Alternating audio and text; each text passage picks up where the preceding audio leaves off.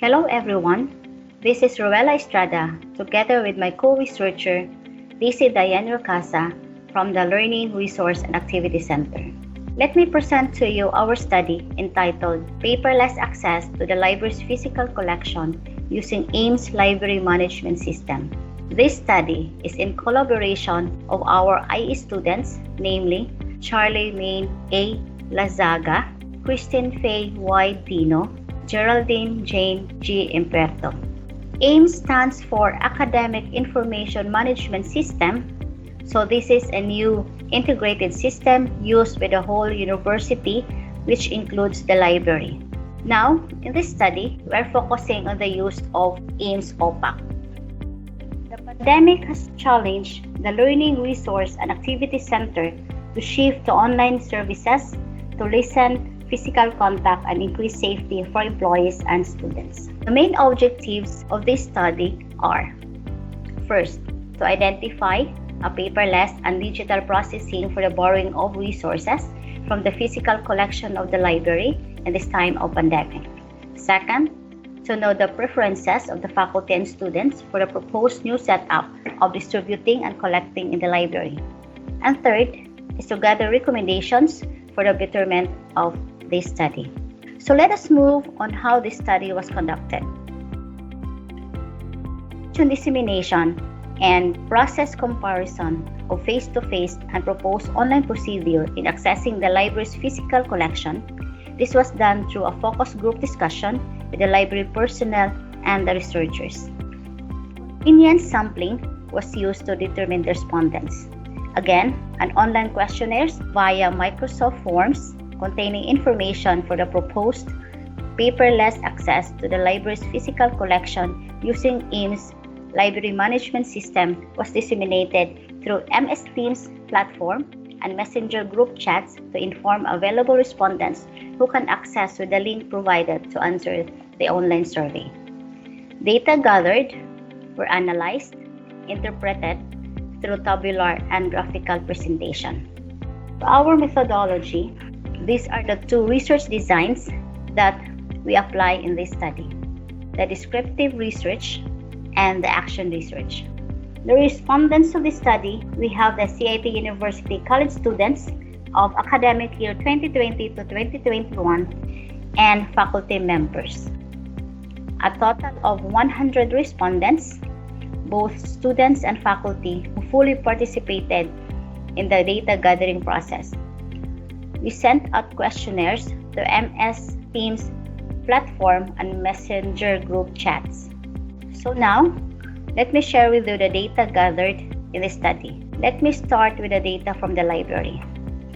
As you can see here, there is an analysis comparing the energy cost breakdown between the face-to-face process and the proposed paperless process. In the face-to-face process, after the analysis of the data, it is shown that the face-to-face process would cost us 363 pesos and 52 centavos as a total energy cost, whereas in a proposed paperless process, it will cost us 68 pesos and 99 centavos, a difference of 294 pesos and 53 centavos per hour in favor of proposed paperless process. In the next slide is a comparison between the face-to-face process and proposed paperless process in terms of the number of staff to do the borrowing circulation service in the library. In the face-to-face process, the total number of staff needed are 5, because you can see there that there are 3 circulation counters serving the students, whereas the proposed paperless process we need only 3 staff. Given that the proposed paperless process is centralized using online, so the result shows that there is a difference of 2 staff between the number of staff needed in the face-to-face and the proposed paperless process. For the results, the data further proves that the shift to a paperless process of borrowing and returning physical books is not only relevant due to the pandemic, but is beneficial in terms of cost, staffing, and reduction of waste. And the next slide presents the finding based on the data gathered. So here, there's a difference of 294 pesos and 53 centavos when it comes to the energy cost between the face-to-face and the paperless approach. Second, with the paperless approach, manpower is reduced by 2 staffs. The number of computer units decreased by 4 when it comes to a paperless approach. The proposed online approach is paperless, thus lesser waste is accumulated. Between the two approaches, AIMS OPAC is much preferable, since all logins, channels, and profiles can be accessed using one platform, which is AIMS. Lastly, the transactions are centralized. The next slide will give you the result of the survey administered to our students and faculty members. Students and faculty members are asked to give their opinions using the rating 1, 2, 3, and 4. The questions are: the amenability of the respondents towards borrowing and returning of physical books. Second, the amenability of the respondents towards the Microsoft form process. And we have the third, amenability of the respondents towards the AIMS OPAC process.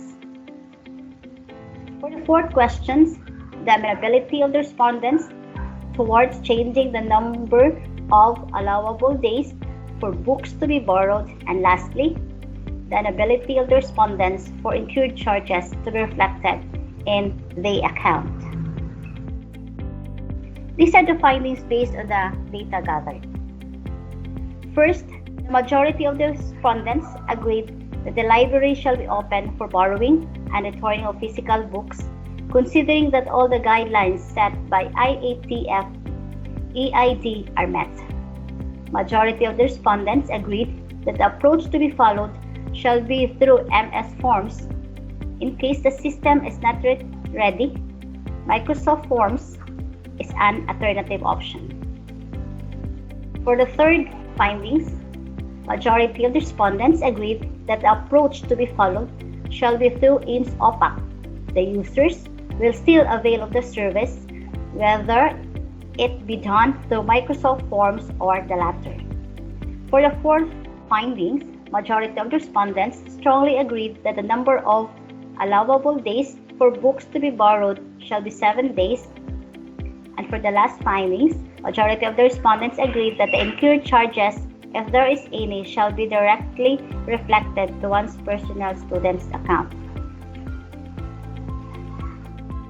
Based on the findings, the researchers conclude that paperless approach is more beneficial due to the following reasons. First, lesser energy cost. Second, lesser number of staff required. Third, lesser number of computer units utilized. And fourth, lesser resources wasted because the whole approach is paperless. Either of the Microsoft Team approach or AIMS OPAC approach can be adapted. There will be 2 platforms that the library will be using, the MS Teams and the AIMS OPAC, in accessing the physical collection of the library. However, AIMS OPAC is advantageous because all the data needed are in one platform, which is AIMS. Furthermore, it requires less labor on the end of staff, since no forms are individually checked to process requests. The data is safer and stored properly in AIMS. Since AIMS OPAC is not yet finalized, the Microsoft Forms approach can be an alternative. For the positive response regarding opening the library has been received coming from the respondents. This is an affirmation that opening the library for borrowing and returning of books is relevant during this time of pandemic. So we have here primary recommendations. First, the library be open for the sole purpose of borrowing and returning resources in the library's physical collection. Second, protocols set by IATF EID shall be followed such that no one can make use of the library for studying and doing activities in general. Ventilation and all the concerns regarding the physical setup of the library shall be met. And scheduling of pick-up time and date must be cleared between the staff and the borrowers. For the third primary recommendations, there will be 7 days or more, depending on the result after further discussion, shall be the allowable number of days to borrow materials in order to assure that the borrowers would not frequently travel to the campus. Aside from the primary recommendations, we have also a secondary recommendations. A discussion with the administration is highly encouraged to assure that the process presented in this study would not violate any of the protocols by IATF EID. The students and the faculty members alike must be well informed that this service is already made available. That's it for the library. This is Ruela Estrada, together with my co-researcher, Ms. Daisy Diane Ricasa. This is from the Learning Resource and Activity Center. Thank you very much and have a good day.